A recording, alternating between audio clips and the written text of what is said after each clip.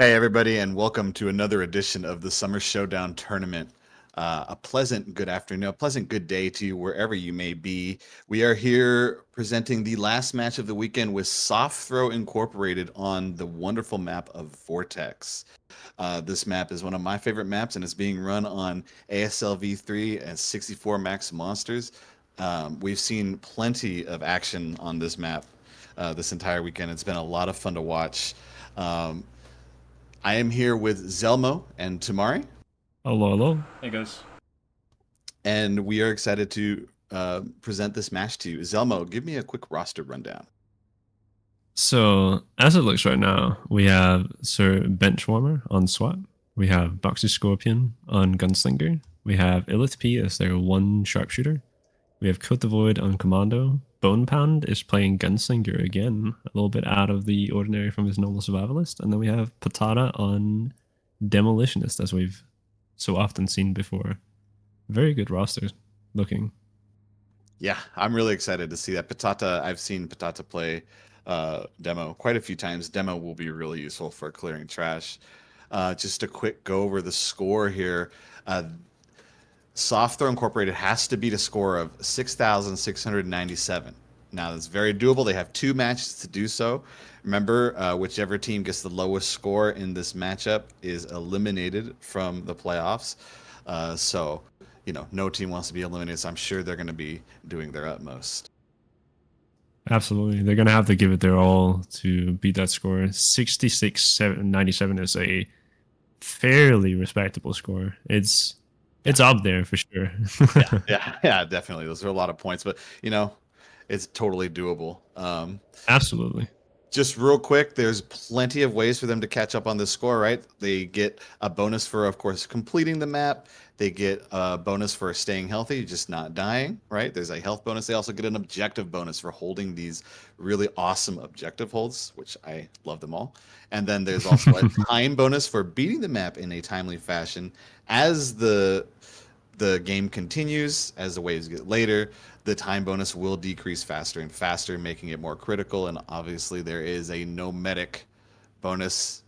We've seen a few nomadic runs today. We've seen a lot of action with nomadic run. We have a nomadic run here right now. So, without further ado, I think we're all ready. How about you, ZeElmo? I'm good to go. I'm very excited to see them play, especially because Demolitionist on a nomadic run. It's a fairly healing hungry perk. Right. Since you so easily damage yourself on demo. Right. So I'm very, very interested to see how they manage that. Right. On top of that, of course, in the 2 matches they'll be playing, they will have 3 objectives per round, and the bosses will be different for each. So for the first map here, we're getting Matriarch with 10 players scaling in their health. And for the second game, we'll be seeing Double Hans with 6 players scaling in their health. Yeah. They have to. Those are 2 of my favorite bosses right there. Really excited. Mine too, man. Mine too. Matriarch is a clear number 1 for me. Dude, personally. She's awesome. Not only is her theme song awesome, but dude, she's just a sick boss, dude. Oh yeah, like she is easily the most mechanically involved boss in the game, and that's probably why she's my favorite. Yeah. I just love the threat that the boss that she brings as a boss, right? She brings I mean, all the bosses have multiple threats, but she brings quite a few threats, especially with those Idars and her cannon. Oh man. Yeah, she is but even without her cannon, her little smack is not to be discounted either. Smack her siren scream. Exactly. The smack to my memory is like 90 something damage. I think it's 94 off the top of my head. Yeah. Which is a respectable amount. You get slapped when you're not ready and you're just out. It's brutal. She's also got some great lines. She does. Did I mention I now have a tentacle?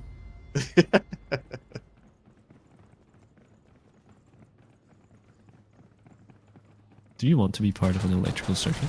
Have you no respect for science?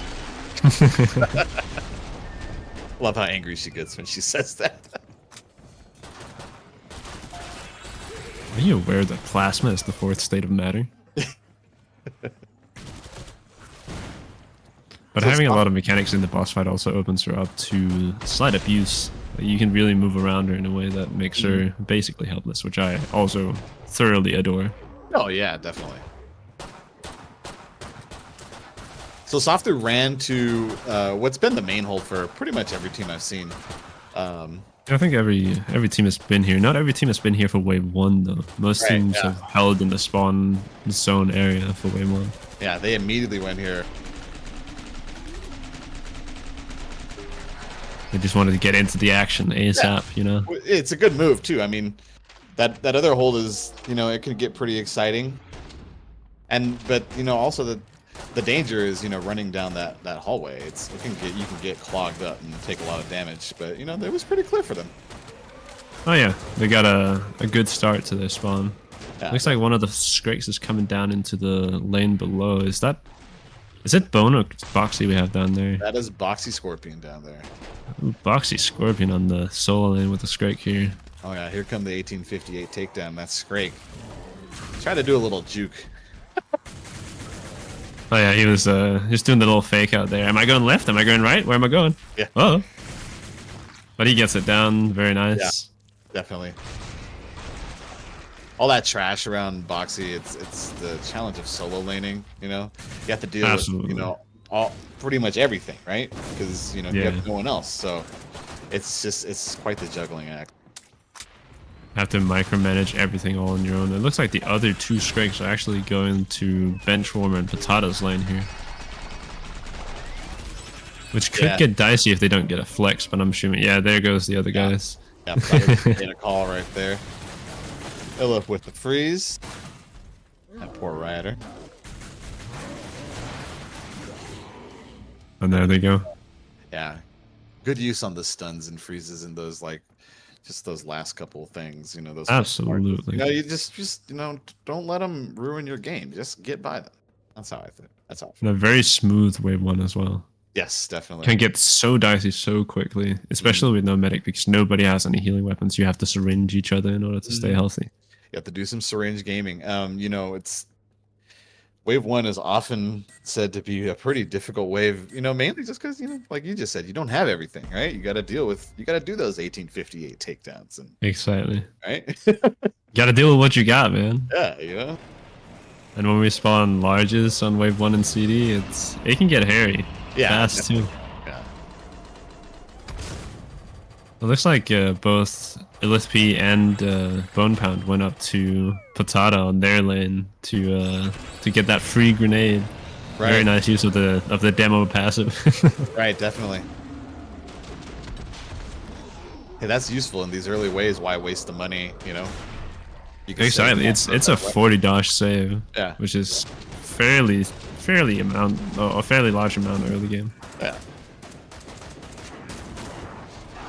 Just a quarter coming down that main lane here. And there he isn't. I like that they have the SWAT and the demo paired together because, as you can hear and probably see, that Benchwarmer is using the 201, so that gives Benchwarmer infinite darts in Z time, and being right next to a heal-hungry perk in demo, and it's good. Yeah, it's definitely it's most likely just the way to play that. Yeah. It's you have your main healing right next to your most healing hungry perk in the game. Right, definitely.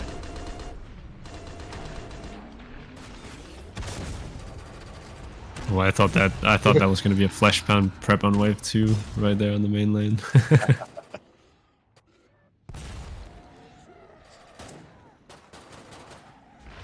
Just 20 to go. They're making good time on this wave. Hopefully. Yeah, I was just about to say flying through the early game here. Yeah. Hopefully these larges kind of work with them a little bit on that time. Yeah, they are not pumping the brakes. Patata calling out the 2 Scrakes. illeth moving around to flex back there. Yeah, it's a good call. Scrakes is slow.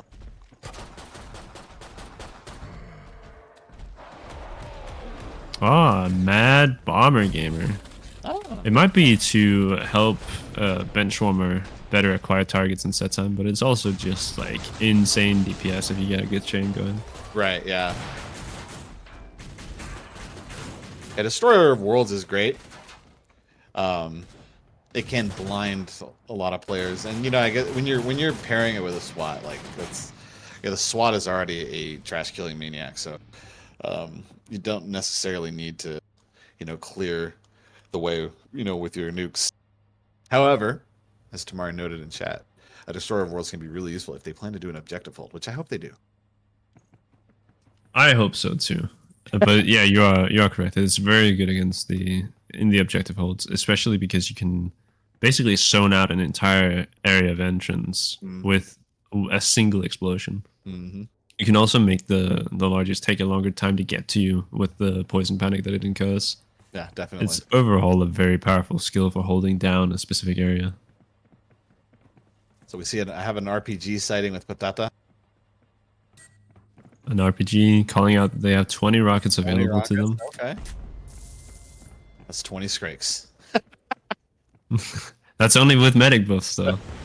It's true. It's true.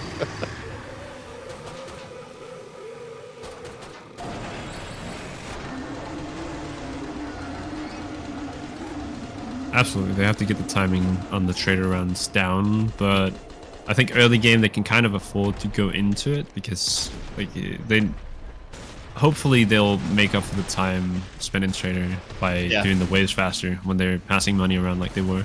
Yeah, I'm assuming that in this case it was to get Patata their RPG for wave 3 here. Right. Which is a pretty large investment as well. Yeah, definitely. That's a pretty significant change for the demo, right? To go from most demo weapons to the RPG, because the RPG just brings so much power against large Zeds. Yeah, it's such a large power spike you get from that one weapon. It's insane. Like the Mount Everest of power spikes. Exactly. It is so clearly just the best demo weapon in the game. Yeah, definitely. I'd say. Or at least the best one they are allowed to use. We don't get the kaboom stick after all. That one's banned. Yeah.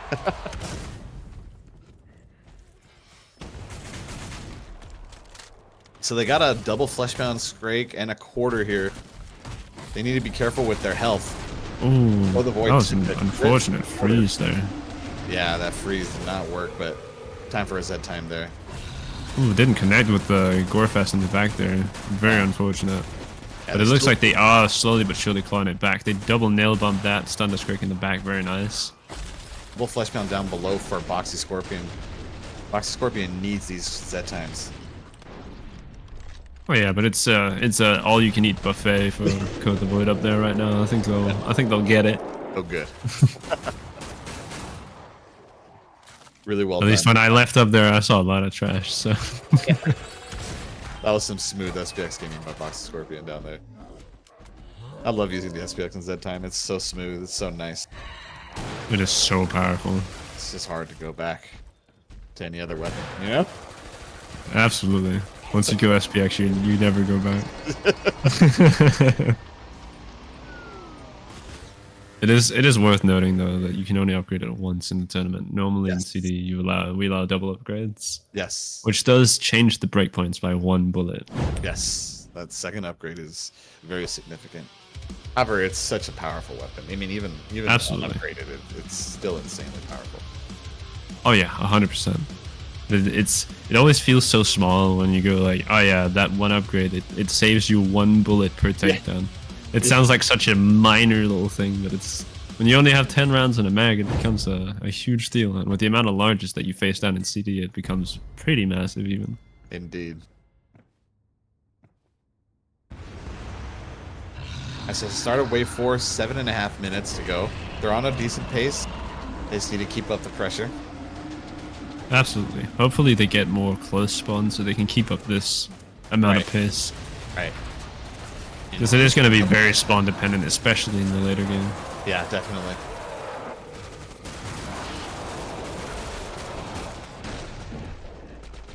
We're going into wave 4 without even incurring the first increment.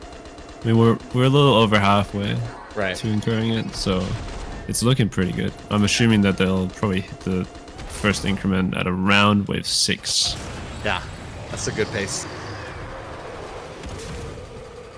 Absolutely, and if they keep that up, they might not hit the second increment until like wave 10, which would be pretty wild to see. See Patata raining down that RPG on quarters. Quarters are very susceptible to damage. Did you know that sets die if you deal enough damage to them? Really? I thought it was the opposite. I know, right? I thought you had to. I thought they had to hit you, right, and then they die. Right? Yeah. To kill you, then they die.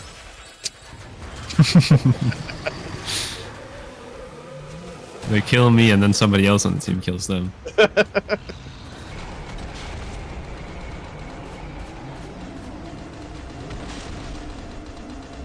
a good RPG game. That poor Scrake. Yeah. His face is getting bullied. So worth noting that Scrakes are resistant to explosions, or have more resistance to explosions than other Zeds. However, that dud damage does an incredible amount of damage to their face. Yeah, they have a specific weakness to the ballistic shell from the RPG 7 specifically. They take 4 times damage if memory serves. Which is, for those uninundated, a pretty insane amount. To put it into scientific terms, you know. Unfortunate stun right there.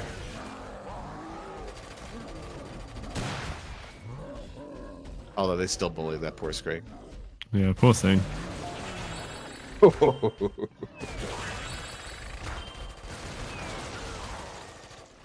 Getting those bodies with the bullets out of the way so they don't cost time bonus is massive as well.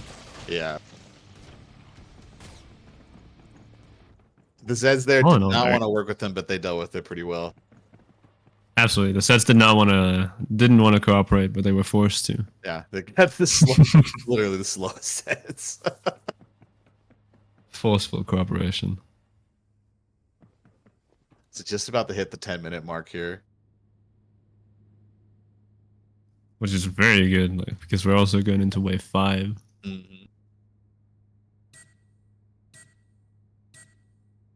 I saw Benchwarmer with a riot shield just then. I was just about to say, yeah. There's a lot of riot shield.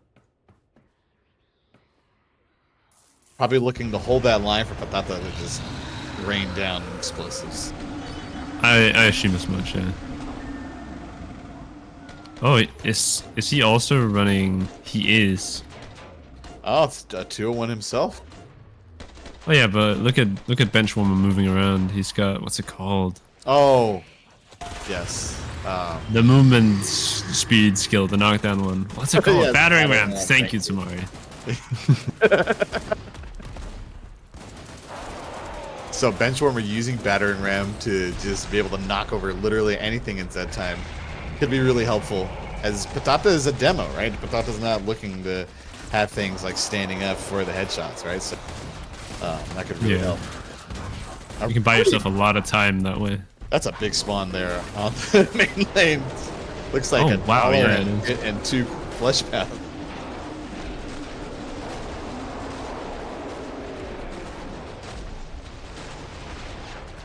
$1 and 2 Fleshpounds, so $3 roughly. Code is cornered here. Ooh, bonepound is really low. Oh, that was close. Those crawlers. If that crawler had connected, bonepound would have been a goner. He would have been out of there. Yeah, homies need to heal some homies right now. That's the name of the game in no medic wins. Benchwarmer and Patata are also slightly hurt, both of them. Yes, they are, but they look like they're having a lot of fun over there. I think they're enjoying themselves, for sure. But having battering ram also means that you can't take advantage of the infinite 201 darts on SWAT, because that's exclusively rapid assault. Yes, definitely. So their strategy could get a little bit dicey in the later game. Yes. But maybe they've practiced this out. Yeah, I presume it's because they're not relying Benchwarmer on being the medic to heal everybody. Yeah. It almost has to be. Yeah. It looks like they're just looking to heal each other. on their Yeah, lane while it's- everyone else takes care of themselves. Exactly, which is super cool actually, Yeah. in my opinion, because it's something that we haven't seen out of the SWAT meta yet. Yeah, definitely. It's a very unique spin on it, for sure. Oh man, and that. Oh, I there look goes- away for a second and benchwarmer goes off the side. There goes the. That's the danger of using battering ram, right? Because when Z time ends, you're stuck wherever you're standing, and he got stuck right there in front of that Scrakes chainsaw, and yeah, you got to be careful with that. But you know, it's just one death. It's not the end of the world, so they just have to put that behind them and just move forward. Just be a goldfish, benchwarmer. We also have the first objective of the game here, but it looks like they aren't going for it, which I understand. This one is pretty dicey. Come on. There's a little bit of a tendency to deposit largest straight into the center of your hold. It is totes. It's doable. It's totes for sure. Doable, okay. It's doable for sure.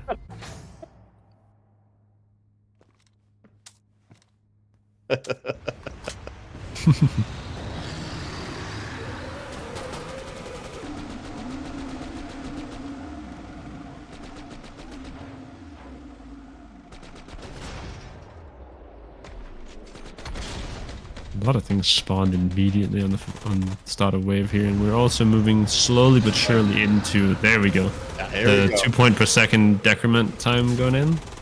And as I predicted, wave 6. Yep. Let's go. Yep. Had a nice spawn right when that kind of happened. Double Fleshpound, double Scrake, quad Fleshpound, I'm sorry. Yeah, we're getting to the waves. We're going to really start seeing some pretty crazy large spawns.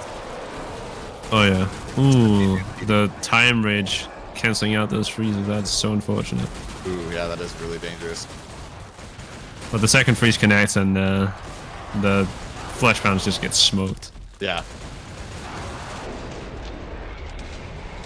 A BoxyScorpion dealing with a few quarters down there, but able to recollect himself with Z time.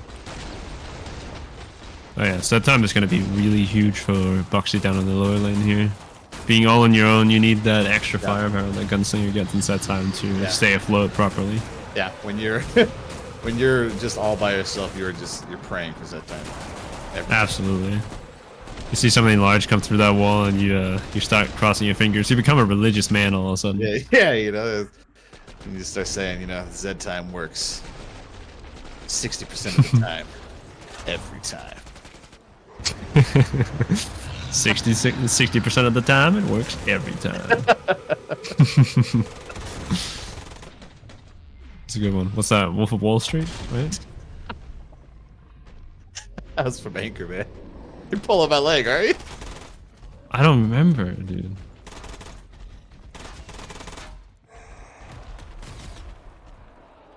I got bad memory when it comes to movies. I'm not the movie master like you are, man. That's your deal. I'm just here playing along. We got to a double tirade Fleshpound coming into the main. Dropping illeth to about half health. This one still raises pretty dangerous. illethP also getting the Seasoned Set Slayer achievement. Very, very large congratulations. Oh, nice. Gotta love big achievements. We have to congratulate them when they happen. It's important. Achievements are life. Absolutely. When people get achievements during the matches, I get so happy inside. Dude. Especially that lucky person who joins in like the last wave and then gets the achievement because they joined during boss. I'm mostly talking about like during the tournament matches. Somebody like we've had a few achievements come out so far through the tournament. It's been pretty great. Yeah, definitely. And another objective hold down below here. If you wanna play it spicy, you know. Dude. This is a mean hold. I'm not gonna lie. Nah, that one's good. That one's really good. They should do it. Every team should do the objective holds. That's just my opinion. Absolutely. I think out of the 3 objectives on this scenario, I think the first one is actually the nicest one. The one that we had on wave 6. I think that might be the nicest one.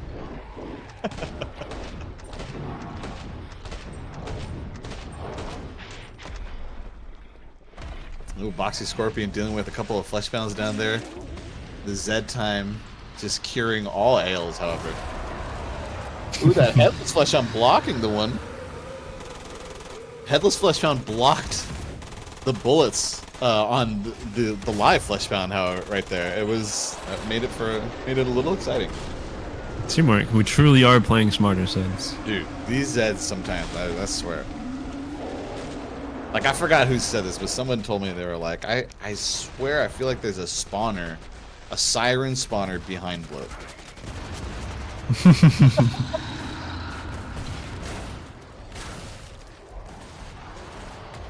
It's a triple Fleshpound coming in behind those quarters. It's a triple, and then you have one more staggered behind there. Really good time for this that time. Yeah, it means they get it for the triple here, and then the fourth one they have to take in real time. Mm-hmm. Code's probably going to take that body, I'm assuming? No body. Oh, he had all 6. I wasn't paying attention to that. Wasn't necessary. I would have taken it anyway. Style points, you know. That's important to me. LSP is unravioling these large Zeds right here. Using the carbine, which is cross-perk with the sharpshooter. Oh, it looks like some Zeds came through from Benchwarmer and Patata's lane. Ooh. There's a bloat in the back here. Yeah. He came in with a gore fast. Nobody's seen the bloat yet. Oh man. He's just waddling up there. Oh, Bone sees it. Big Bone turned around. I was like, wait, what? The fortunate spare timings. I'd like to hear the war room for that moment. Ooh, Benchwarmer took a crit. Benchwarmer needs to back up. Yeah, but he seems to be utilizing the 60% damage reduction of the Block and Riot Shield right now. Definitely. So he is technically in safety from a crit death. Bonepound and Code are being forced down the stairs right here. This is an exciting moment. Oh, 40 for 20. Yeah, my bad. I forgot that it was rebalanced. Oopsie. That was scary. But 40% still means that he wasn't in the danger zone, in the crit death zone. As long as he just keeps blocking, you know? Yeah, gotta keep that shield up and you're good. 3 sets left. Where are these boys? Where are they hiding? Man. Oh, there they are. I hear them. Oh, on the... There they go. Oh, I guess it's not really a bridge, but you know what I mean. On the walk. Going into wave 8, it looks like we're going to be incurring the 3 point per second decrement during the wave here. Yeah, it's just about to get there. They're making really good time. You're going to start wave 8 here in just under 20 minutes. Just under. Just barely under. They are spending a lot of time in trader here. Yeah, they are. They're doing something here. Not entirely sure what it is. That's what was that? 25 seconds plus the 5 seconds countdown. That's a lot of time spent. I'm sure it's all in the plan.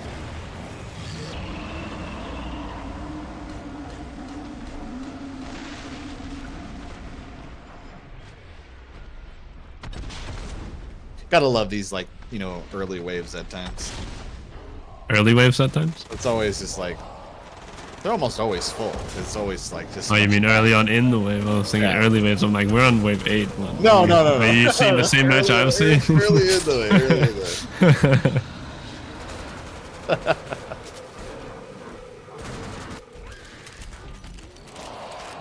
Sorry, I forgot my program's delayed.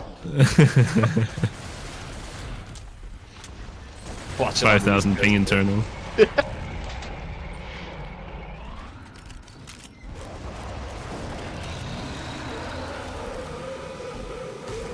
It's like it's Bonepound dealing with a few larges down below. Us not making it easy. That would be Boxy down there. Oh, I'm sorry. Yeah, Boxy's getting cornered here. Lost a bit of health. Oh, that's not a good position to get caught in. Yeah. Fortunately, that bloat body caught that husk shot for him. Yeah. So Ooh, Boxy is in a lot of trouble here with the husk. yeah, that's critical. Ooh, that is critical. Husk. He is. That husk Ooh, just burnout. That is unfortunate. Oh, those husks. Someone's got to head down to Boxy's lane and at least watch the stairs. Because a lot's going to start coming down the stairs. As soon as you turn the corner Either that or they need to get out of here soon. Yeah, looks like illethP is going down there right now. Yeah. He gets the B without raging a single thing with it. That is surprising to me. Yeah. Yeah, here we go. The 3 second or 3 point per second decrement. Oh, man. Bonepound coming in to help.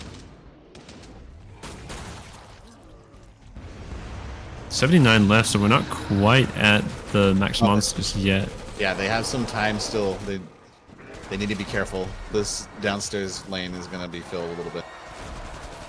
Absolutely. Double Fleshpound coming from the main lane. They got to be careful not to merge as well. I'm seeing Benchmore also this looks like it might be a get the hell out of here moment coming up. Just about 30 to go. These but they might want to get out so they can, like, so they can sewn the sets into a proper funnel. Sure. Those are some really important Z times. Yeah. Good was under a lot of pressure for that set time right there. Yes. That was a make or break. Ooh. Benchwarmer needs to back up, and so does Patata. Yeah. Benchwarmer and Patata are struggling out there. Yeah. And they're about to face a double Scrake here towards the end as well. It looks like Bonepound's going to come in and take charge on those. We also have illethP up there with them, so a whole lot of damage going up.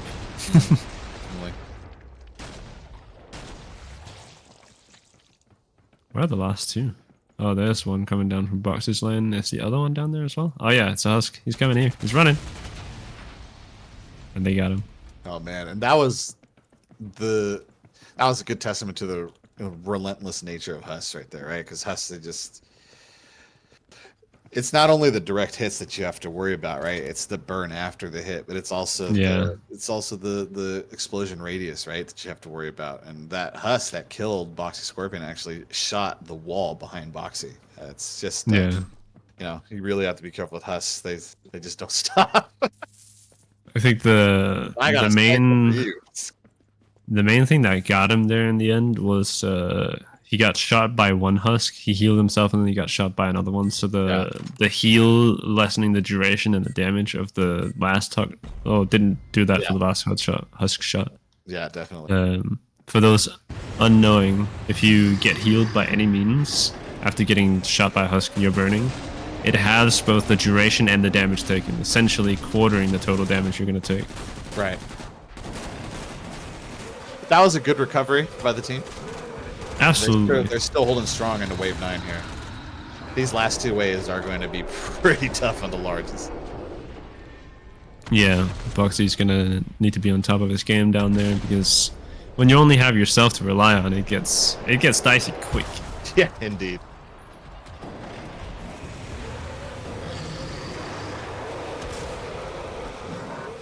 Okay, so main lane. He rages the FP, and there he goes.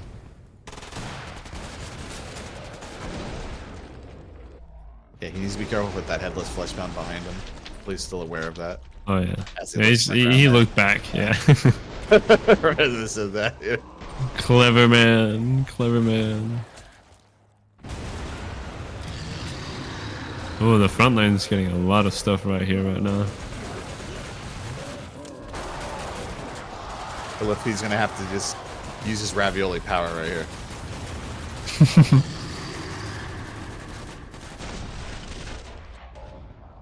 I'm still blown away by the idea of canned ravioli. It's delicious. I somehow find that a little hard to believe. I'm not gonna lie to you.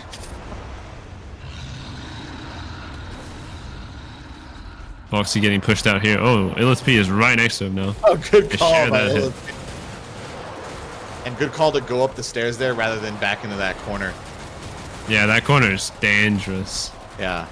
So they need to. They're about to merge. They are right here. converging here. They Yeah. might have to get out of here. Code of the Void cannot go down those stairs. He needs to move with the team. So does Bonepound.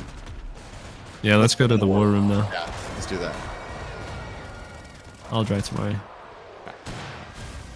Oh, don't kill. There's a Code. stalker behind me. Leave it. Just run. Go. We need a kite. We need a kite. You need to go out. You can't go up. Okay. Oh, wow. We do not have much of a choice here. Just I'm push dead. through. It's your only option. Push through. You follow guys are right, at 48. follow You guys are right. at 48. Yeah, follow in. Keep going that way. Oh no, I got that. Okay. I will. Go, I'm go. dead. Go up the stairs. Go up the stairs on your left. You guys catch up to them. No. Boxy, the other way. The stairs. The stairs. Ah, this might. No. Patata's still okay. Oh, no. Regroup with Patata. Nope. It's a dead end, Patata. Yeah. Go up those stairs on your right. Shit. Back I up cannot so take it it. takes one hit. Oh, wow. That barely absorbed any damage. Why? Oh. No. Oh, no. All right. I want to press this one here.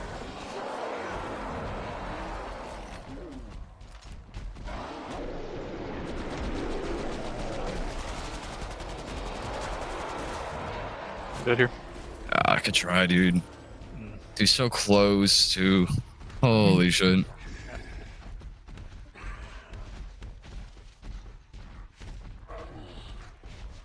Ooh, what an unfortunate development right there. Yeah, it was a tough moment right there. You know, when you merge, you can go in so many directions and just take damage from so many other directions because people are they're trying to go on the kite. It's really tough to kite out. That's that hold right there. And it really puts into focus the fragility of no medic runs. It can go so bad so fast. Yeah, most definitely. Because you know, without the medic, you're losing so many things, right? You're losing buffs, 3 different kinds of buffs, right? Speed, damage, resistance, right? And you're also missing an ability for someone to tank. You're missing the healing, of course, and you're missing debuffs as that medic uses the hemo goblin, right? So, Yeah. there's so much you're missing with a medicless run. But it was such a good effort though from the team. Yeah, that was still a good run, right? Wave 9 is a tough wave, right? So hopefully they just put this behind them and just do their best here in this B scenario. Yeah, they have to keep their heads high. It makes it really hard to beat the score that they have to beat. But I believe it's still possible. Dude, you know, I've seen many miracles in sports, so I'm not gonna.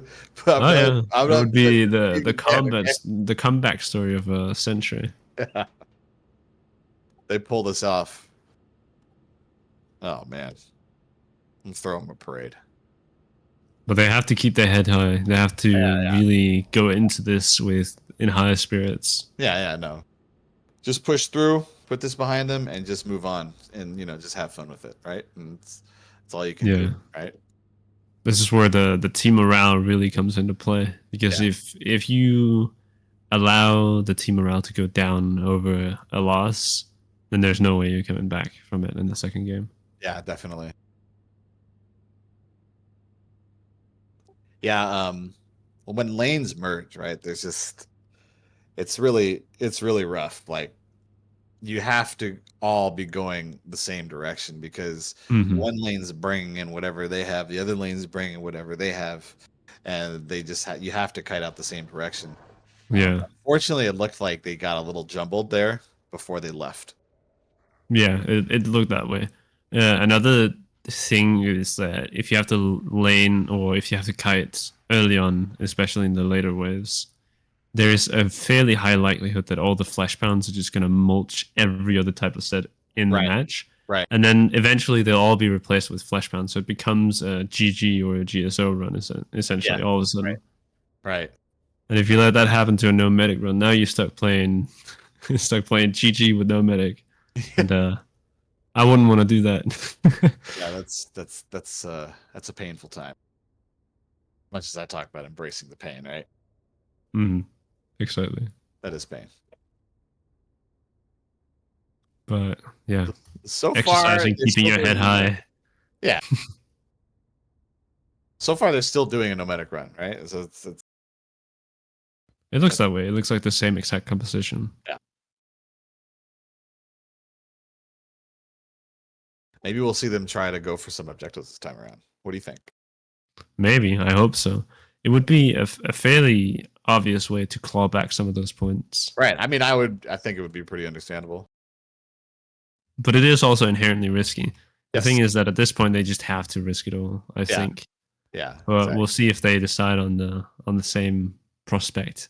Right. The one thing we've noticed, right, on this map is we've seen this one hold that like be like the main hold for every team. Mhm. Correct me if I'm wrong, right? And so No, yeah, it has been. you know, staying there just you have one strategy, right? You have one thing that you're worried about. When you do the objectives, it's the reasons why the objective bonus is so much is you're doing multiple objectives and you are doing different strategies, and you have to have all these different strategies in the back of your head. Absolutely.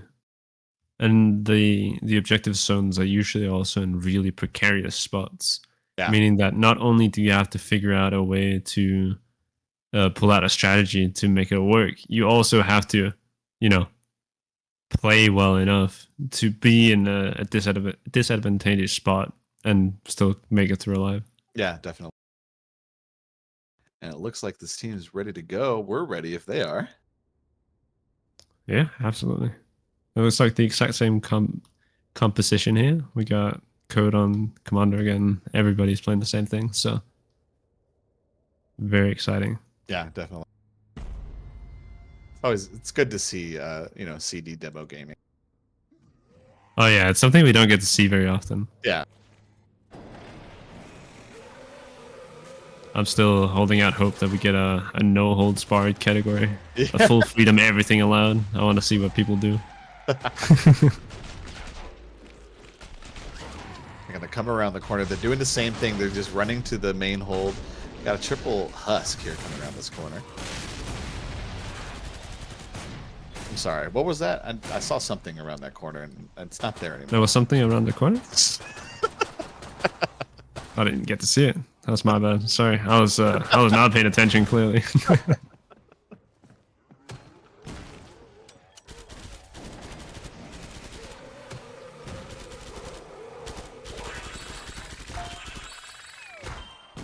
Is Boxy downstairs? I don't. He is. He's back there. Oh, again. he is. Oh, okay. I totally missed. I was like waiting for him to run downstairs. He ran right past you. He snuck by when you weren't looking. Caught you nose picking or something.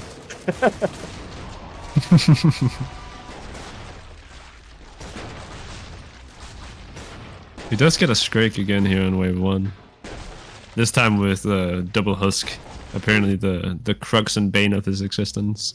Yeah, the Crux and Bane a lot. Just solo laning. You hate Hus. Like, I mean, most people I've spoken to absolutely despise Hus, right? So I mean, it's understandable. They're painful. I think one of the best talking points I've heard on husks was made by Mr. Failology at one point. Mm-hmm. He was playing demo in a match, and afterwards he was like, yeah, husks is just such a big threat that they're worth spending an RPG rocket on to solo kill him. Right. And that stuck with me. Yeah, back in the day when I used to use the railgun all the time as a sharp, I would. Oh yeah, they get their own bullet. They can have it. I would railgun that. That was worth it. Completely agree with Failology. Oh yeah, easily. Like it was. He said it, and I was like, oh yeah, you're right. Also, congratulations to BoxyScorpion for getting Untouchable, the achievement. Ooh, I think nice. Is that a wave without taking any damage? That is a wave without taking any damage. He Very did nice. it. He did it really legit and still a lane. 10 waves. Oh, without 10 taking waves. any Not damage. oh, so it's a cumulative thing. Okay. Yeah, So that was the 10th wave. You didn't take any damage. very nice. Yeah, very, very nice.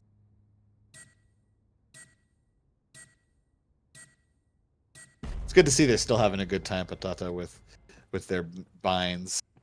You know, Benchwarmer's always got binds. Benchwarmer has like, I think, I don't know. He's probably got like a pad right next to him. He's just got, you know, thousands of buttons, and each button's a bind. You know. Benchwarmer has like a little producer board on the side.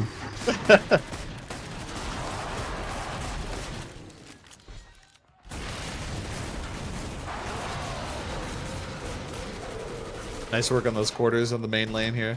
Now remember, this is scenario B, so no more matriarch, and we have double hunts. So at the end, we will see double hunts. No more matriarch, unfortunately. I really wanted to see matriarch. Yes, love matriarch. I also really like I like Hans as a boss. I think Hans. He's a lot tougher than people think. I too like Bonds as a host.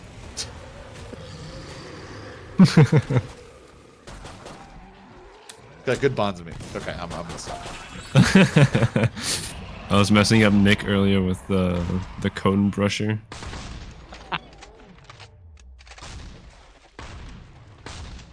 Because we had Bell playing. What was it? Berserker. That's it. The word escaped me. Yeah, yeah.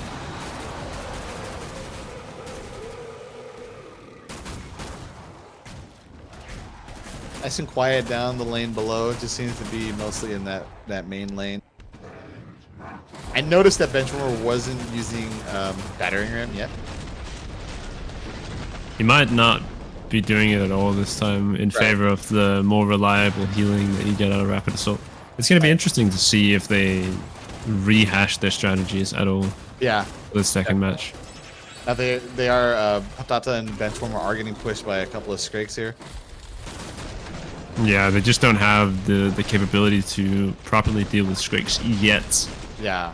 This early on. Yeah, it's tough. Good rotation by Illa. Very good. Always on point with the rotations. Always, always. With the canned ravioli and the rotation. Yeah. You gotta try it one the, day, man. You gotta try. Just got the ravioli can in hand. You gotta try it one day. The thing is that it's just something that I haven't seen before. I've never seen canned ravioli in my life. So I wouldn't even know how to acquire canned ravioli. So go to your local Italian market and ask them for canned ravioli, and then I will get shot like a dog in the streets. They will probably throw you outside.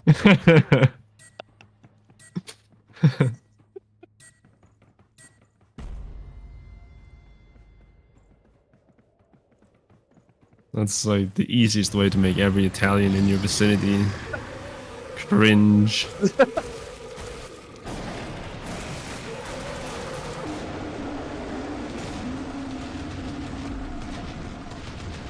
Couple of Z times here for Code the Void. Nice work on those quarters. They have a quad. They do have a lot of things coming up here without set time. They'll be coming around just before the next set time activation goes on, or it's ready for them. Yeah, quad Scrake right here. Oh. And there comes the set time. Good time, good time. Z time's always a good time. That must have been almost the earliest point in time it could have procced. Yeah. Has to be. Yeah, I heard the M14 go, and yeah, the M14 procs that time really bad. Oh yeah, but you still do have that cooldown. You have to spend some time without the set time in order to get it again. Yeah. It must have procced at the earliest possible time almost. Oh man, BoxyScorpion got something down below. Time Rage Fleshpounds on Boxy. Oh, but he got it. He gets set time, so... Yeah, he needs to be careful for that headless Fleshpound right there. Oh, there really we well go. done. He's got a Very couple nice. of quarters coming in. Yeah, that kind of hurt here. Yeah. Yeah, good job not getting cornered. Yeah, very nice. And he gets it all down. He just needs a heal here. If somebody could peek over and get him with some, that would be beautiful. Yeah, there's still 84 to go, and see, he turned around that corner because he got pushed, and those Scrakes literally spawned right there. Oh yeah, that's the dangers of the bottom lane here. Yeah, like I think it's 4 spawners in this general room here. Yes. As soon as you're around that corner, you activate at least 2 of them. Yeah, it's nearly impossible to regain this hold. It gets really hard real fast at least. Yeah. Oh, and BoxyScorpion bringing the pain. Congratulations. Another one for BoxyScorpion. Is that two in one game? Yeah, BoxyScorpion pain to the max. Gets both Bring the Pain and Untouchable in one game. What a guy.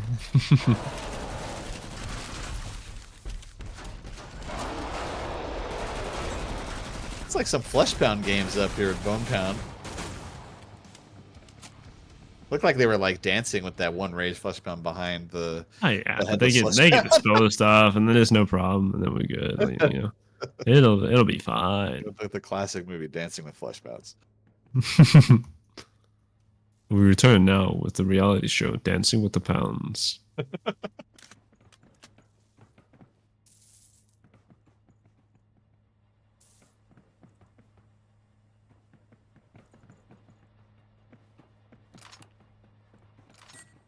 So they're being pretty quick on these traders. Yeah, the traders are Find what they a were little doing. bit faster this time around. Yeah, they must have streamlined something from that was slowing them down last wave or last game. They must have. Yeah.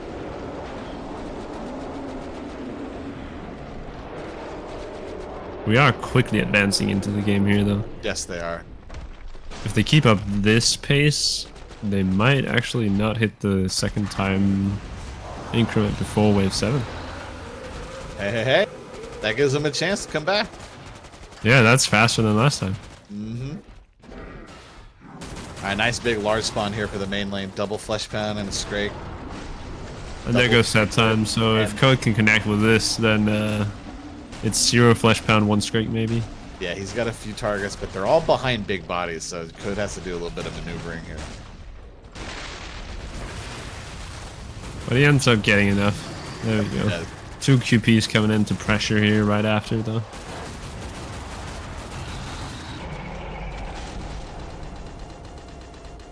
Nice RPG by Patata, just taking out a bunch of trap.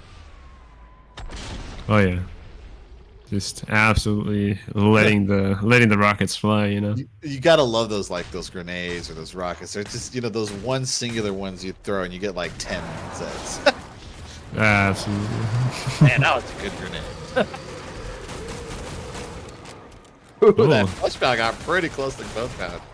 Good takedown. Same thing when you see like a crowded doorway and there's a husk in the mix, and you go, I could backpack that and kill like 20 sets in one go. Yeah.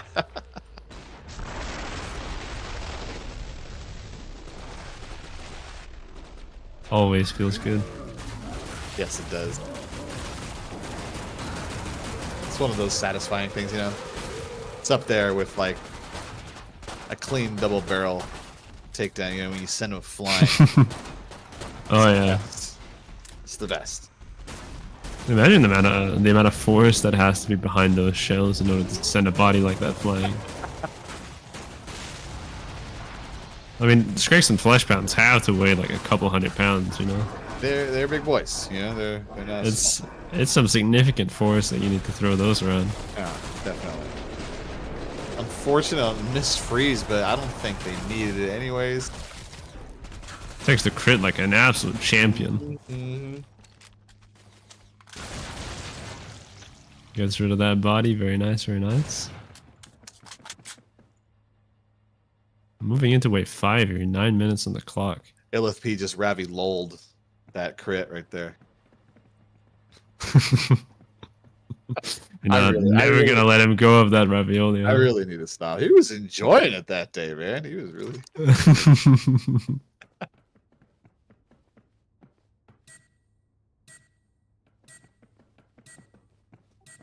Another nice quick trader. Benchwarmer back with the shield. Oh, so we have to watch for battering ram again here. That was a good combo last time. It just Oh, there they go. Yeah, battering ram again. yeah, it was just really the merge. They were doing a pretty good job together. Yeah, it might have just been some unfortunate spawns. Maybe this has just been worked out in practice just fine. Mm-hmm. The fluke. The match fluke. happens. Triple Fleshpound going for BoxyScorpion here. Oh yeah, Boxer's gonna have to. He's gonna need to fight this off cleanly. Yeah. Right Hopefully, he can get some set time here soon. Oh, there it goes.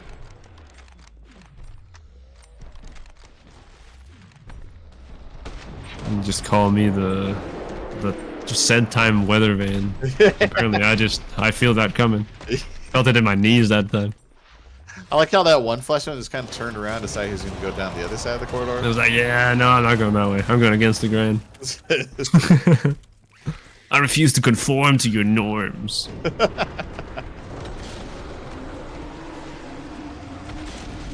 There's another Fleshpound out there. He has seen Boxy now. There's a clean line of sight there. Yeah. He might time rage not too long after he gets in that door. Wait, did he go somewhere else? Oh yeah, he turned around. Oh, he did. He one. went, yeah. He's going for Benchwarm and Patata. Yeah. So weird, those swaps. Yeah, the rage swaps or the aggro swaps are pretty insane. Yeah. There goes Benchwarmer, just kind of just knocking everything down with Battering Ram.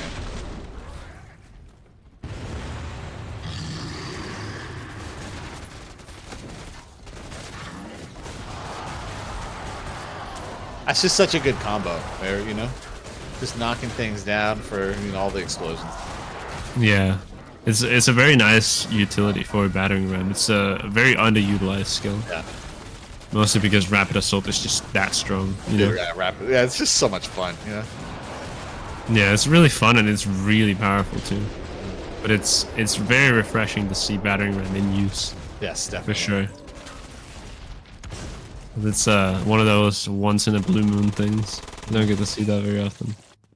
I'd like to point out something. I didn't point this out in the last game, but you know, notice that everyone has some sort of healing weapon. You know, it's so important in a medicless run that everyone has a healing weapon, and you know, something that, you know, I even think, you know, regular, you know, killing floor 2 pubs could, you know, benefit from just simply buying that little one. Absolutely. You know what I mean? There's so many times where, you know, a game has been saved because 1 or 2 people have a 101 in their pocket. They're like, oh hey, cool, you know, I could heal you.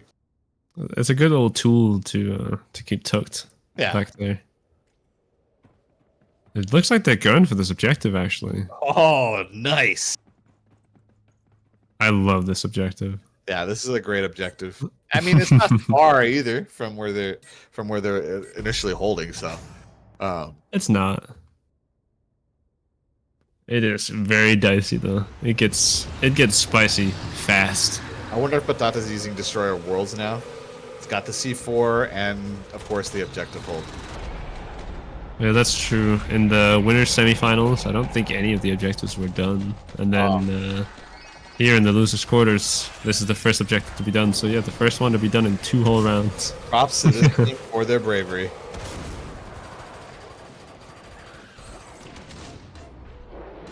That's true. It's 300 points if they complete because of the no medic bonus. So it is massive, a large boon for staying in the competition here at this point. Yeah, they have to pull out all the stops, right? You know, it's just they do, yeah. Backs against the wall. They just got to do it. Yeah, they've been put into a really unfortunate spot by their first game, the Wave 9 wipe. Really put their it really put them in the vice here. Yeah, definitely. Now they're starting to merge a little bit because of those raised Fleshpounds coming in the front. Oh, there's set time. Code just needs to connect with these and then it should be fine. Yep, You can push back on both sides, right?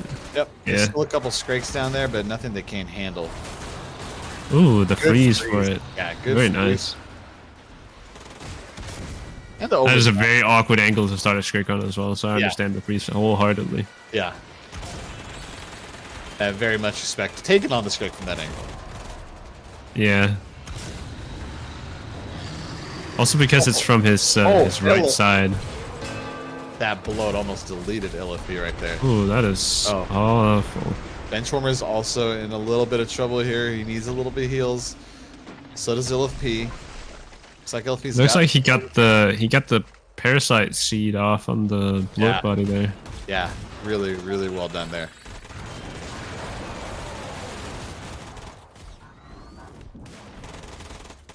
They got double quarter. They are very close to completing this objective right now.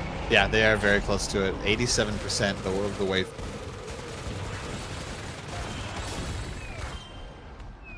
I'm gonna need a larger chair or something. I can't get more on edge than I am. You're not standing up? I'm standing up here. I should be, but I don't have a standing desk, so it doesn't really work out for me, unfortunately. But there they go, objective completions. That's 200 points straight, 300 with a nomadic, so very nice. I think that was Code the Void with the Goomba on the Fleshpound. Really, really well done right there. So We love to see it. Oh, Ooh, bonepound. that is unfortunate. Yeah, taken down there. But they just kite this out. They're okay. Only 22 to go. Benchwarmer needs to be careful here. Absolutely. The rest of the team need to kind of focus heal on Benchwarmer here because he is their main tank. Yep. And something with He can take a nomadic lot more runs. punishment. Yeah.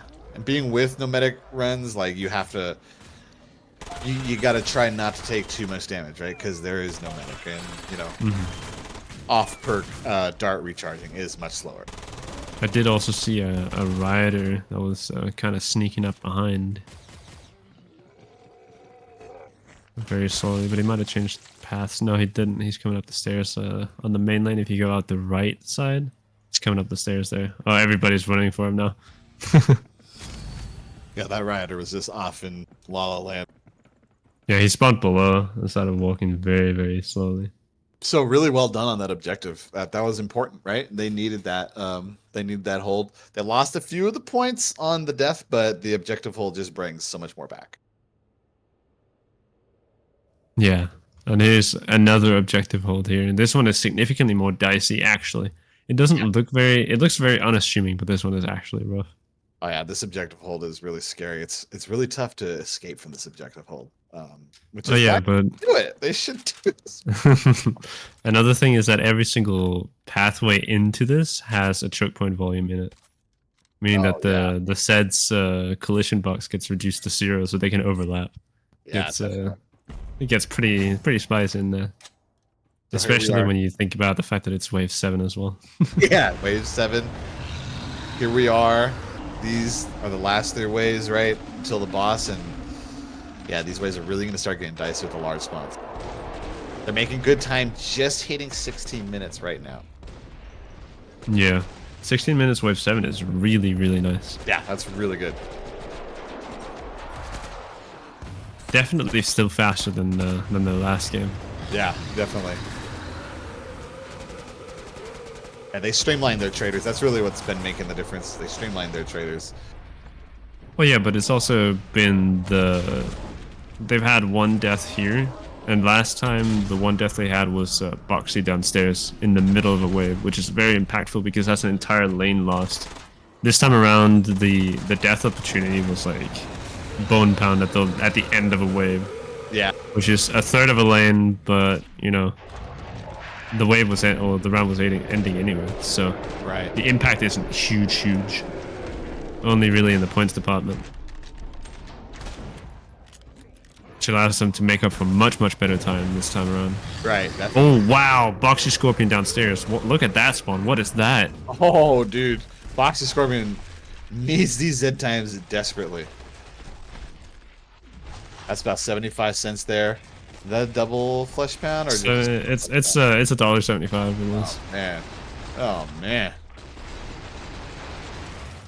$1.75 and 2 Scrakes. That's some good deagle But he gaming there. cleans that up. Very nice. Yeah, that Z time is just so that was so crucial right there for Boxy by himself.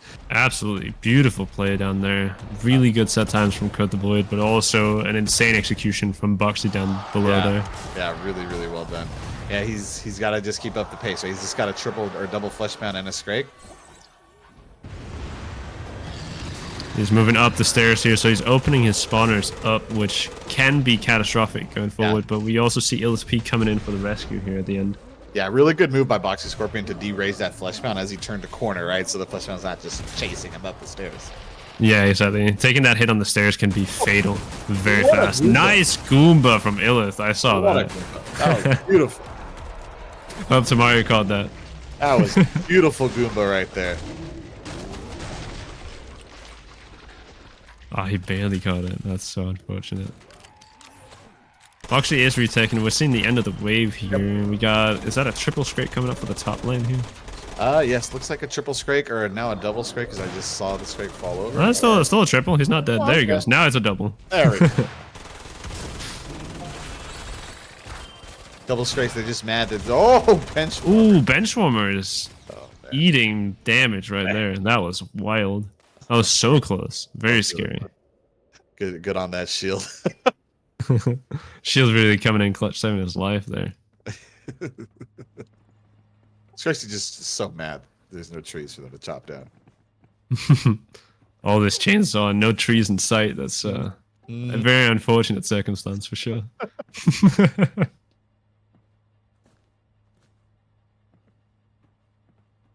But a very nice execution we're seeing out of SoftThrow here. Yeah. That was really well done. That was a great Goomba right there by illethP. Really good work by BoxyScorpion to work out of that initial jam before illeth even moved over there. 'Cause that was quite a large spawn. It was wild. And he really executed on that set time. It was really nice. Yeah. They do have to speed it up here because we are moving closer and closer to the 3 points per second decrement. Right.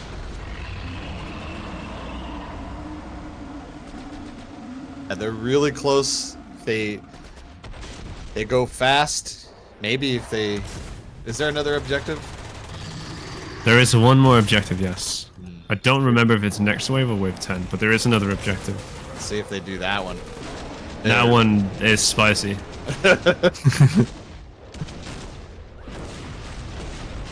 I'd tell you where it is, but I'd rather see your reaction when you find out. Yeah, I saw Illith jump over that husk rocket as well. It was very good. Yeah, that was a good dodge. Something I don't really do. I just eat hush shots.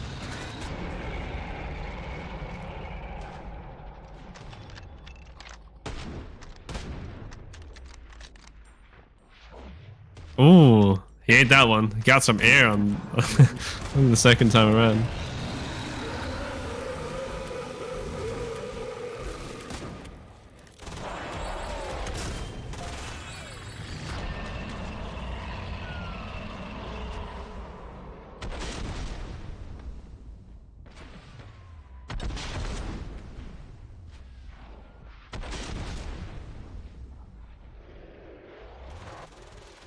Oh, Patata raining down that poor Fleshpound. There is a raised Scrake. There's 3 more Scrakes coming up their lane.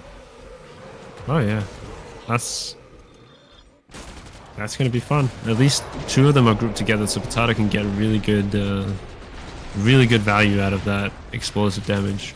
Yes, definitely.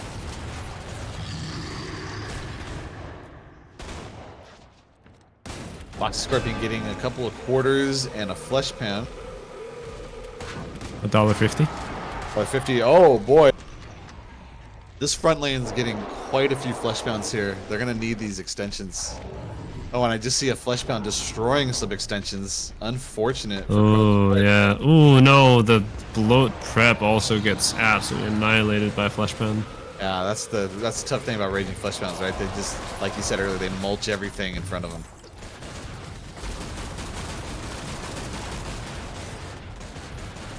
I talked about it a little bit earlier as well, yeah. Like, you know, you play Commando, you're picking out your extensions, a Fleshpound rages, your target just barely nudges into the Fleshpound and just becomes mist in an instant. Mm-hmm. It's never a good feeling. Yeah. Fleshpounds and quarters, man. I've lost many extensions to them.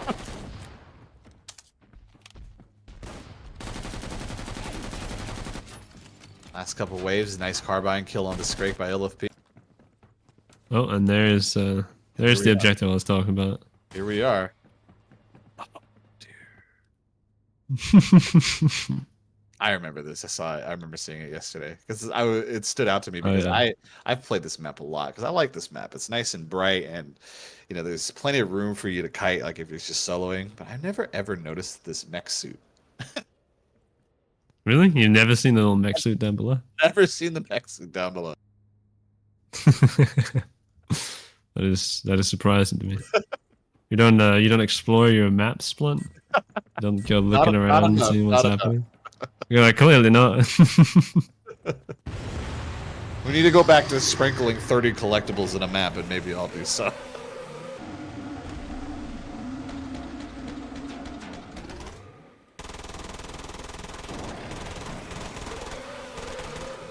So a quad husk behind these quarters and a Scrake for the front lane here. Patata doing some damage on some Fleshpounds who are raging below.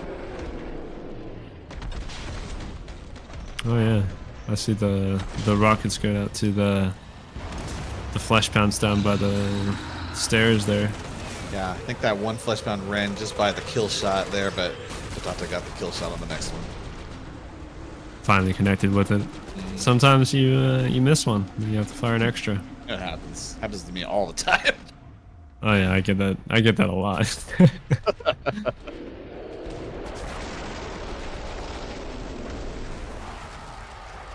We also have a little wave of constant pressure on the Boxy coming up here with a triple Scrake spaced out. Yeah. It looks like the triple became a double because one of them split off and went for benchwarmer and Patata. Yeah. So The large sets don't really seem to know where they want to go sometimes over there. no, I just come off of the JPEG Mafia game and Bell was holding down here. He was under constant assault from largers. It was insane to watch. Yeah. That lane can be really quiet. What a kill there by the demo, by Patata.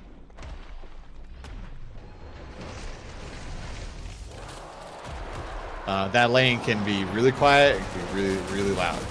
Oh yeah, and it can change in a heartbeat. In an instant. The front lane's got a triple Fleshpound and a double Scrake. And a triple Husk, worth mentioning. Yeah, they're getting very pressured by that triple husk in the background there, but they did get that down immediately, which very good target priority there. Yeah. BoxyScorpion also, he's getting a Fleshpound and double Scrake down below. This is where the pressure of Commando really starts to ramp up, right? You get more larges and everyone's like crying, I need more extensions! Right? So it's like...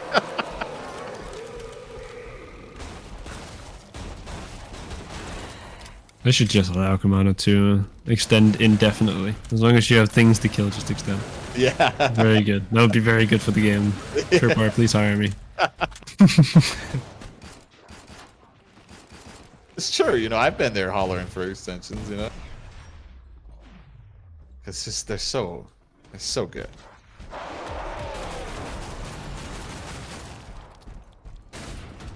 Good job by Benchwarmer to just hold that Scrake there for Patata.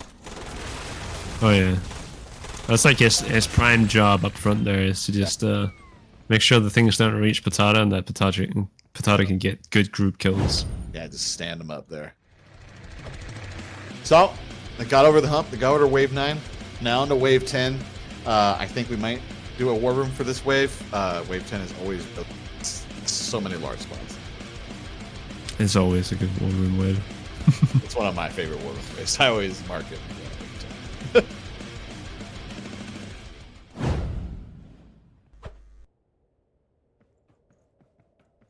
Don't forget, after wave 10 is double hunts, right? So I'm really curious to see how this team deals with double hunts.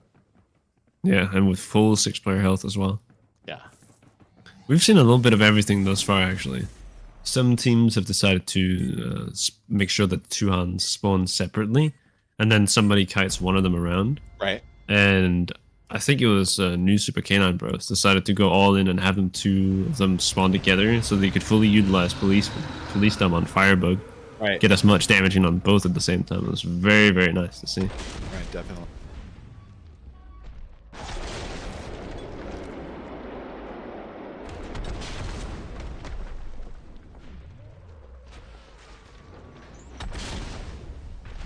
We're starting out a little bit calm here. Although we got a double flesh pound there by Patata, and Patata just deleted him. Oh, the front line is getting some things here. Oh. Oh, here come the large spawns. I think we should go to the war room right now. We can do that. We can hear how they chat and talk and hang out, you know? Yeah, let's do it. Let's do that, yeah. Throwing freeze on the right. It's full.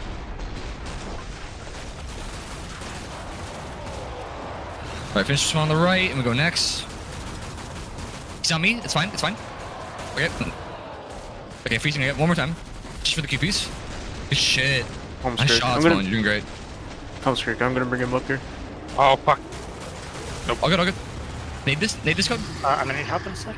A lot of FPs I'm here. flexing. Yeah, go flex. Go. We're fine up here. Go flex. Baba booey.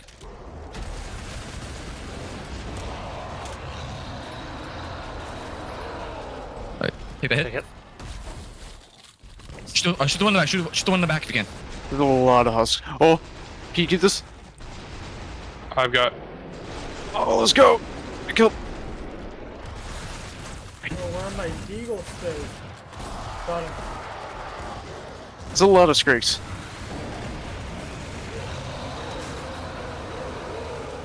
My knee. We're pushed off. Into boxies. I got the sign. Healing you code. Doing that may have been a bad It's full. idea. We're retaking. Yep. We have room right now. No, in we're the- not. No, we're not. No, we're not. No, not. Down. We need to go. We need to go. Help, help. Patata. There's only 60 left. Just go. We can try and hold in here. We can try and hold in here. We have a lot of QPs. It's just 2, I think. Yeah. Okay. Oh, I'm so dead. Fuck. We need to 45, get out of 44. here. Or do we hold? Where's We have 43? 42. Let's get out. Let's get out while we can. Let me look around. Never mind. Never mind. No, never mind. Rage from stair. Rage from stair. No, they're coming down. In front. No Mando. Healing you, Rage boss. Scrake from front. Thank you. Alright, let's start this flush time immediately. Double Rage Scrake front door.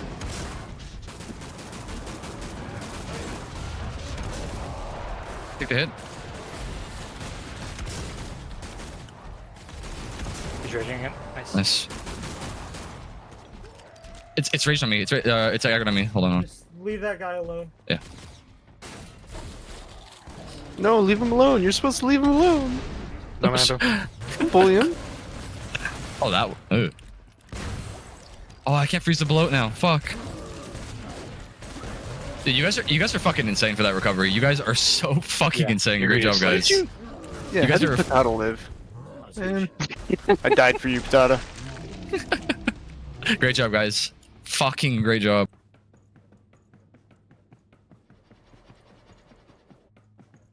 They pulled it off. What a recovery. Illa said it at the end there. You guys are insane for pulling that out, for pulling out the recovery, and he's right. That was crazy. Yeah, that was a really scary moment that they backed down the stairs. Sometimes, you know, you don't always go the direction you want to go. Sometimes you just go the direction the Zeds are just, they force you to go. Yeah. A really, really good recovery because that downstairs can be really scary, right? If you want to try to leave, you know, the Zeds will just start pathing to that front door. So they did a really good job of Absolutely. holding that. Yeah, that down there becomes very dicey very fast. Yeah, most definitely. And so now here we are. I am excited to say we are here for Hans and his brother Simon. The Gruber brothers are here to try to take down this team. I'm very excited to see if they make sure that they spawn together or if they make sure that they spawn split. Because having them spawn together means that you can get a lot of value out of Patata Yeah, with definitely. the RPG, you know? Yeah. I'm always really interested to see how these players manipulate spawns. Because Always. every single team. I see 4 players down here. I see 2 players up here. So they might be going for together spawn. Because there is a spawner right between those pillars there. And then there's also a boss spawner up that ledge to the left. So we'll see. Ooh, they spawned far. They both One in spawned- center. Although this one Hans is just making a beeline for him. Yeah, he was ready. He was prepared.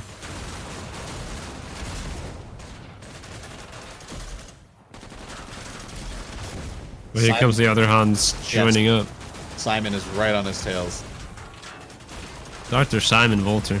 It's crazy that they both have medical degrees.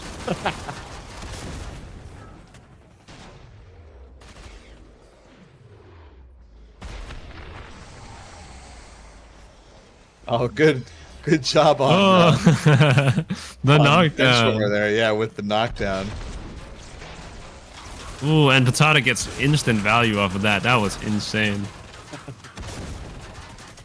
Yeah, no gutters there for Benchwarmer. Just a strike. Just strike. We need one of those over-the-top bowling alley clip-ins there. Have you looked at his shoes? What kind of shoes is he wearing? Look like clown shoes? I don't know if those shoes are legal in the bowling alley. Actually, we might have to DQ him for that.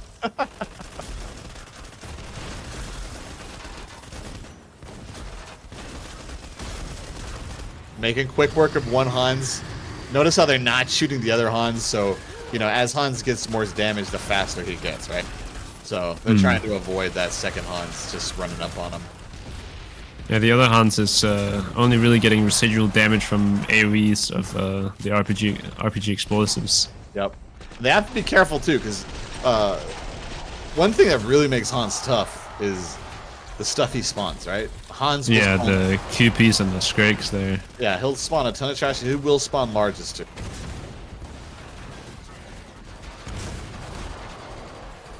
Ooh, Coda's hanging on by a little bit of a thread. Illith too. Yeah, good job on the heals there. Hobie's healing. Bonepound Hobie's- got grabbed. That's not really what you want to see. Yeah, that is unfortunate. Fortunately, the grab can't kill you. Yeah, So you're guaranteed to get out of it, at least. yeah. It's just How long you live after? That's up for debate.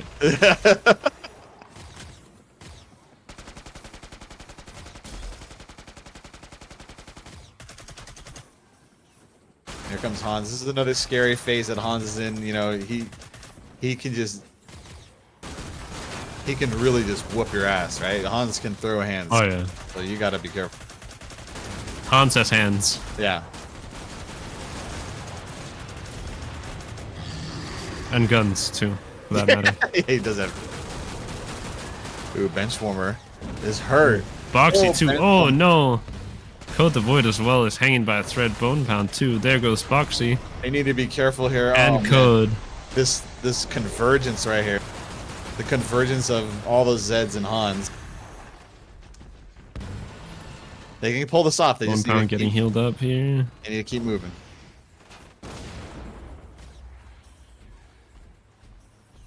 They can absolutely pull through with this. I've seen people come back from worse. Yeah, definitely. And they need to be careful with Hans, the other Hans flanking them. He's gonna come. Oh around yeah. the back right Oh yeah, he is. Oh, they're dropping off here. They've seen it, I think. Yeah. Never mind. They go back up the stairs. Oh, they need to be really careful. They are Patata got split. sectioned off. Yeah, they're split. They're all hurt. illethP getting Ellis- grabbed. Yeah. Ooh. Order. Bonepound hanging on by a thread as Oh. well. There goes Illith. And Bonepound. Oh, That is man. so unfortunate. It's up to Patata. He can do this.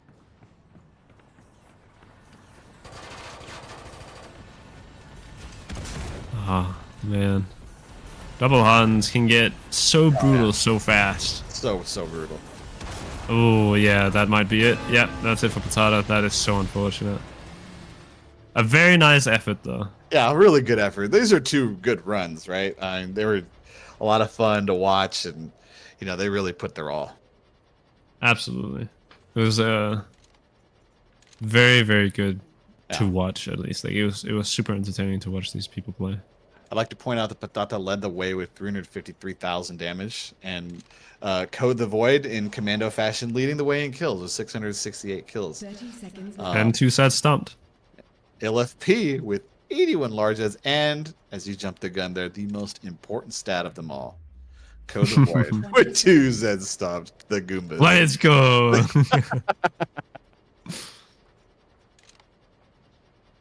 Overall, very solid performance from the teams here.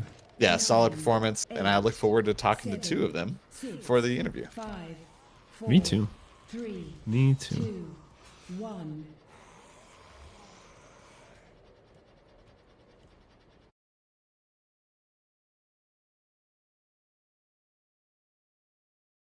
Provided that they want to talk to us, of course. It is Yeah, not you know, mandatory. I wouldn't want to talk to me either. I go out of my way to avoid talking to me.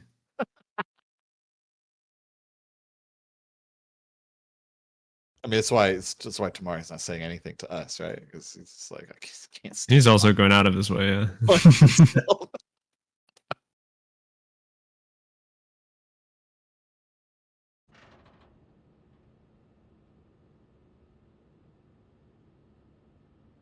Okay, so we will have Code the Void and illethP.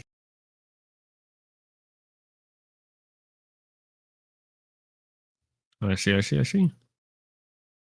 You. Hello. Hey, welcome you two. Thanks for coming in for the interview.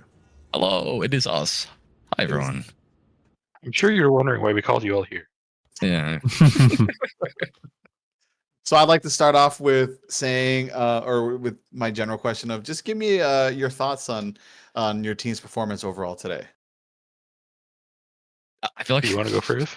Yeah, go I first. mean, shit.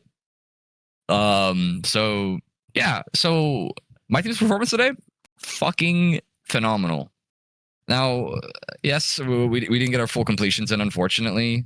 I'm gonna be straight up right off the bat. We maybe got 2 days of practicing, actual full team practicing, and there's just a lot of issues with scheduling, a lot of things going on at home, type of stuff. A lot of personal blockades that kind of inhibited us from practicing. And despite that, I think my team absolutely blew this out of the water, and I'm really happy with that. So yeah, no, the 2 days of practice did not show at all. Yeah, no, you all look Thanks. like you practiced all week. It just goes to show, though. I mean, it's just nature of the beast in CD, right? CD can really, kick your ass, even if you're having a good day. And I thought the team was playing, pretty remarkably well. thank you, I appreciate that. Yeah. Yeah, it was a joy to watch the entire way through. So something I noticed that y'all did differently than other teams was the demo. Give me your thought process behind having a demo and a SWAT together on the same lane. Well, Part of it was mitigation, so to speak, of keep the demo away from the Mando, because I'm not that ungodly cracked. It wouldn't really work on the bottom lane, the solo lane, so it kind of was SWAT and demo. Ryan was running the Glock and shield for a while, and basically just doing an off Zerk almost, and that was going really well, but we had some times where it got dicey and it just wasn't quite consistent. Yeah, I thought the Glock and shield really paired well with Patata, right? Because especially with him using battering ram, right? He was able to hold the Zeds for Patata to just blow him away with his explosives, but also he was also able to knock down a bunch of Zeds when Zed time came, right? I just thought that was a really good combination. It was a really cool synergy that they found out up there. Yeah. yeah, that was. Oh, go ahead. No, you finish. I was just gonna say that yeah, that was one of the things that I think, like, as much as it was so much fun, it was also like probably the biggest demon in our team was dealing with our, like, everybody plays a very particular perk, and we have to, like, having a demo on your team really shifts the dynamic immensely, because it becomes a matter of how can we make this work? How can we put you somewhere where you actually fit, aren't disruptive, and but still get immense amounts of value? And then we were racking our brains for a very long time, and we realized like the cat solo lane. The thing is with the nomadic bonus, we essentially have a 6 DPS. So if we combine 2 people to create even more value, and then it kind of clicked in our heads like SWAT demo, like the Glock and shield, and that would be super. Like I know it's kind of lame, but not really, but also awesome. All of the above, but like no one uses the Glock and shield. Right. And so it'd be so dumb to just see a SWAT blocking and doing battering ram. Battering ram was completely Benchwarmer's idea, which I absolutely solidified the idea. But how can we could just make it so that the rages? Oh no, demo rages everything. But what if the rages can't even get to you? Then you're fucked. And they're fucked. There's nothing they can do. So it was so cool when we put that together, and then it just became we saw something. We saw something kind of like it from one of the other teams. They put a firebug and a SWAT up there. Kind of with the intention of 2 trash clears make a large clear. Yeah. Right. Makes sense. It actually worked out really well for them. Yeah, definitely.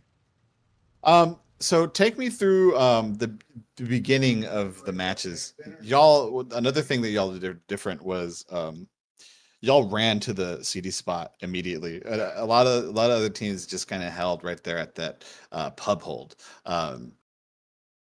Tell me why you ran to the CD spot. Was it just comfort, or is there a specific reason? I'll let Ryan take that one. Of course you would. I was just going to guess comfort. We never really tried any other hold aside from the objectives. Mm-hmm. And it didn't seem dicey at all for us to try to run for it. Right. Yeah, getting there it wasn't like trouble. Yeah. Quarantine breach where you've got 1.5 miles to run, and that one gets some very dicey corners. Yeah. But this one's just a few corners, wide open spaces. Yeah. So speaking of objectives, we did notice, I think you were the only team that held objectives this round. Correct me if I'm wrong, ZeElmo? Yes, that is correct. I was very happy to see it. And I was so happy to see y'all just complete that objective, because I've been calling in every stream I've casted for teams that do the objectives. Y'all did that objective. Did you plan on doing that objective, or did you? Was that kind of a last minute call? That was a yes. Planned. It was planned, but it's kind of a yes and no at the same time. Right. So to keep it brief, we tried during practice. I unfortunately, with the limited practice time we had, I thought we would have more, and this is why I spent a majority of our time doing the objectives. We tried every objective. I want to say we gave at least 1.5 hours to every single objective during practice. And they're all doable. They were mean. Yeah, they were very, very mean. But they're all doable. That's the thing. They are all doable. But the problem with it is it's not what's doable. It's how viable. How often can you replicate it? And that was the only one we ever really saw consistent results in. So we decided, hey, we might as well try it. Like once we wiped on scenario A, we said, you know what? Let's just give it a shot, because it'd be. I think it'd be really cool to do. And I really with how we had a strange deal of we played out of our minds for match. Right. Significantly better than we did during practice. There was just again it was just us being under a time crunch, I think, maybe during practice. But it was a yes and no. We said maybe we'll do it. We'll see how things go and how we feel by the time it comes around. Right. So yeah, we wanted to do at least 2 objectives off of each one, but we ultimately decided that we want to have a fighting chance. And as much as we would want to wow the crowd, it's one of those things of we got to be realistic. Right. Most definitely. When we went into your war room there for Wave 10, I noticed for scenario B Wave 10, I noticed that you, illeth, you really took a lot of charge on a lot of communications. But I mean, communication was spread overall. One thing I really liked, though, however, is it wasn't so much technical communication that stood out to me, but it was just more it was more morale communication. Tell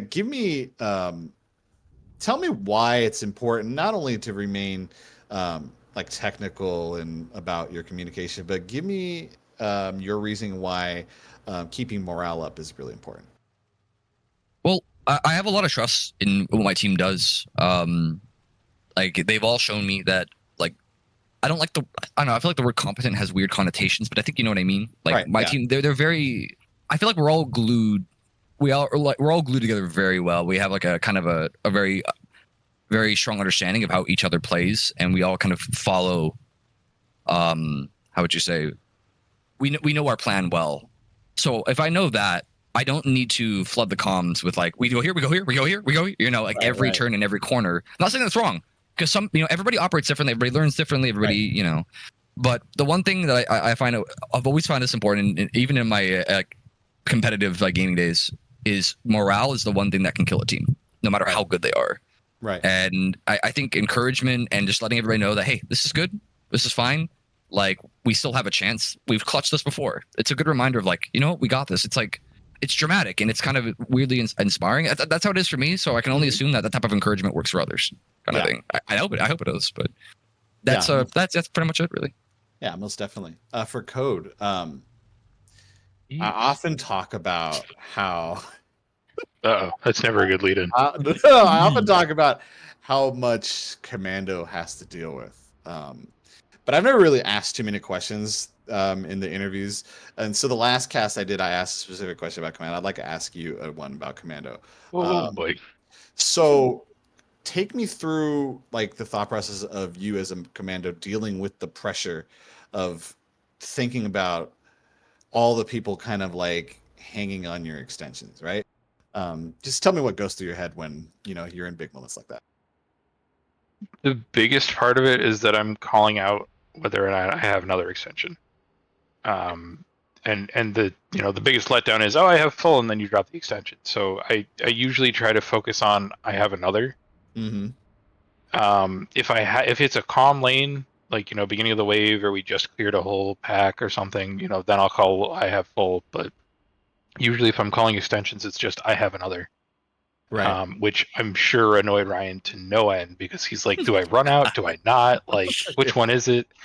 I'm the same way. But the number of times, like, especially when I continue to struggle with ammo management, it's real unfortunate. I've gotten better. I still have my good days and bad days. But the number of times in practice where, because illeth and I were on a lane together, and I like, all right, yeah, I have full, and then I swear, and he's like, oh yeah, I heard the click, because he was close enough to hear my gun click, because there was no ammo. Yeah, definitely. And there were at least a few times, I think one of the times when we got pushed, where I went to shoot, and then it started changing guns, and I was like, I don't think I have time for this, and it was just by the skin of my teeth that the gun came out in time. Yeah, you gotta love those moments. Oh boy. I talked about like pleasing moments, right? Double barrels making Zeds fly away. One of the other things is when you're like kind of like, oh snap, I need to change my gun, and you get that extension at the last second. That's another like pleasing moment in the game. Something I've noticed with SoftThrow throughout the tournament is y'all have used perks like demo. I'm not saying the other teams have not used perks like demo, but y'all have like consistently used kind of different perks and combinations. Give me an idea of how valuable you think some of these non-typical CD perks are in CD. I want to lead off with how illeth and I introduced ourselves to our team, which was, we told them we will be as casual and fun-loving as you guys want to be. We will sweat as hard as you guys want to. I specifically said, I was a little bit afraid to say this, but I wanted to be completely honest about it. I said, I only care about winning this tourney as much as you guys do. I just want to ensure that you guys learn and have fun and enjoy doing what you do. And that's kind of how we ended up with the roster and all the quirky different setups we did. It's just we all just I got really lucky and landed with a really cool team that just also wanted to just be diverse and kind of like challenge the status quo to a degree, for lack of a better word. Yeah, I've loved it. That's been just a blast to watch. Absolutely. Do you have any questions to ask before I go to MVP? I do not. You covered all the bases, as you so often do. Alrighty. Well, I would like to ask you two to actually. Can I real quick one thing? How dare you? I'm just kidding. I know, right? It kind of feels like how when illeth told me about the +2 1858s, and I tried them, I'm like, oh wow, like this isn't bad. And then going forward, I was fine on the 1858s after hating them forever on Gunslinger. Yes. But I've never really been, I guess, comfortable, so to speak, playing with chaos perks, because I don't know how to handle it. You know, it's something you don't normally do, therefore it feels weird. Right. And It's having been a them learning experience for you as well. Oh, absolutely. Right. And like part of it's learning, but also part of it's just comfort of like, all right, yeah, it's not as bad as I was, you know, it's not the big bad boogeyman you had in your head of just, oh god, it's gonna be chaos. I'm not gonna be able to see anything. It's like, Right. all right, yeah, but you still have grenades. You still do it to yourself anyway. Like, Right. it's not nearly as bad as it seems. And getting to play with chaos perks has really opened up the game overall because now I'm more inclined to play standard Right. record runs. Right. It's more fun to have the diversity. Right. Definitely. I think Go I for think it. for me it's mostly about like the chaos perks are actually super strong. They're Mhm. looked down upon a little bit. It's just untreaded territory essentially. Mhm. There's a lot of innovation to be made in those perks, especially in CD, because nobody really does it. Whereas the precision perks are so standard use that there's a bunch of tech that you can utilize. There's a bunch of things that you can just get in and somebody will teach you it. The chaos perks don't have that pleasure really. They have Right. to like tread new ground every time. Everything they do, it's like nobody might like. Maybe nobody's done this in CD before, kind of deal. Right. I've always said that one of the big values of just playing on a non-restrictive public server is it helps train you to just deal with whatever, right? Yeah. Like Yeah. Absolutely. you know, like one of my best friends, he mains Firebug, and I remember, you know, when he still played KF2, you know, I always laned with him, and so laning with him for multiple years, you know, as maining a Firebug, it was like I got trained to like deal with the stumbles, deal with the panic. You know, sometimes, you know, I still miss, but you know, that's usually more on myself than it is on the perk, right? And so I think that really it just ups your skill level to just deal with, you know, just the extra stuff that comes with it. Blunt actually didn't know what trash sets were for the first like 1,000 hours of KF2 he ever played.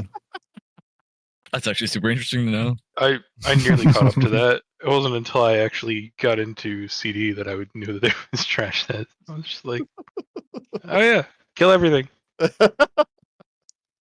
Also, I would like to add one just thing. This match also marked us utilizing every single perk on the roster for all of our Very matches. nice. Yep. Mhm. So I'm very happy we at least got to do a little bit of a showcase of sorts. Yeah, So- dude. It's a lot of fun to watch. So I would like to end by asking you two to please choose an MVP from your team. I'm cheating, so I'll go first. Oh, no. I, Don't you I, dare. I cannot give it to one.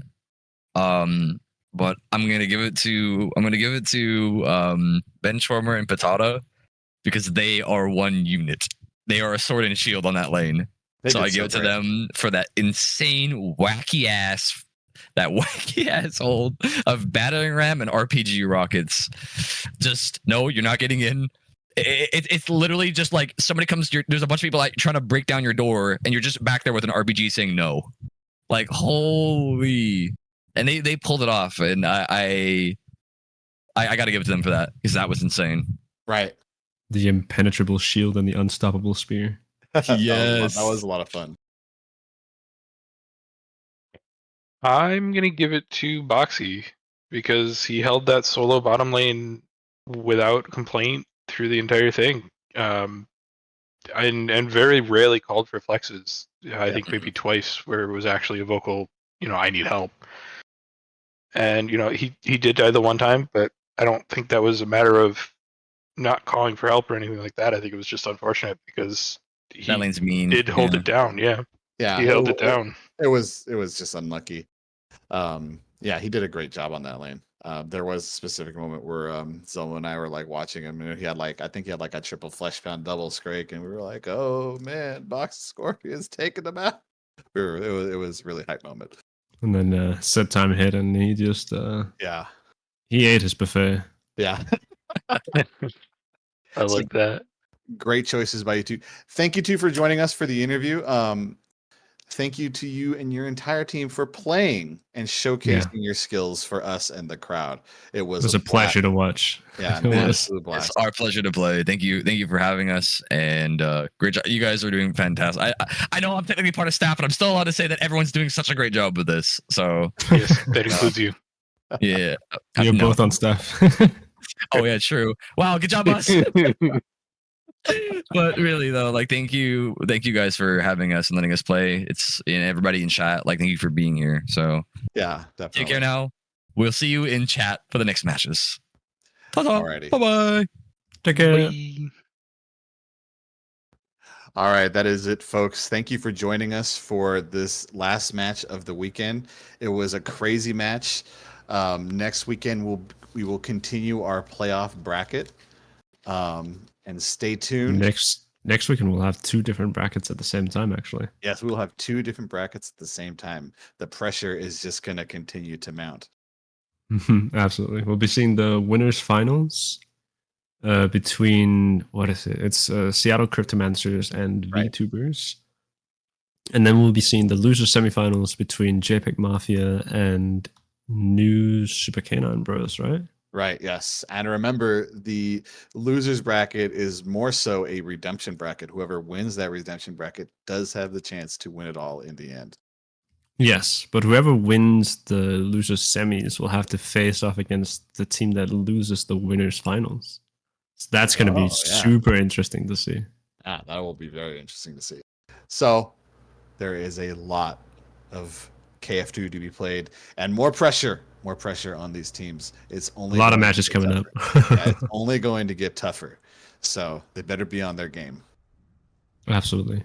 Well, thank you very much, everybody. Thank you to our awesome crew here, me, ZeElmo, and Tamari. Of course, and thank you too. Did I just thank myself? Did I just thank myself? What an Yeah. idiot. Thank yourself as well. So you can pat yourself on the back for this one. You guys see this, man? Like, yeah, thanks, guys. Appreciate it. Definitely. Have a great day, everybody, and we'll see you next time. Take care, guys. Yeah, take care, everyone.